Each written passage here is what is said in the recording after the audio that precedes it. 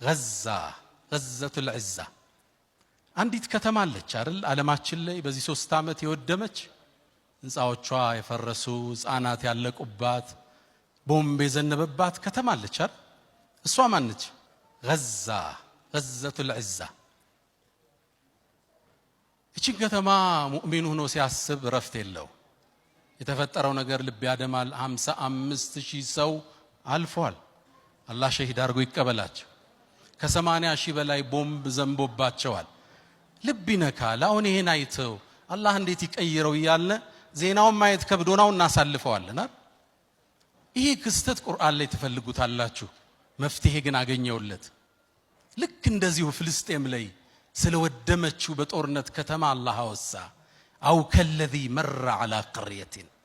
ስለ አንድ ነብይ አወሳ በከተማይቱ ያለፈው ፈርሳያት አው ከለዚ መረ على قريه وهي خاويه على عروشها فقال بلوم مال እንደኔና እንዳንተ አና يحيي هذه الله بعد موتها እቺን ከተማ እንዴት ነው ጌታ ህይወት ሊሰጣትም ይችላል አላህ 100 ዓመት አስተኝቶት ከተማዋን ለውጦ አሳየው ተለውጣና ያት ዘንድ ተስፋ አረጋለሁ ኢንሻአላህ ችግር ተነስቶ ዙልም ተሰብሮ ፍትህ ነግሶ የሰው ልጅ እኩል ሆነው ሲተነፍሱ እንደምናይ ተስፋ አደርጋለሁ ሁሌ ይሄን አንቀስ ቀራ ትዝ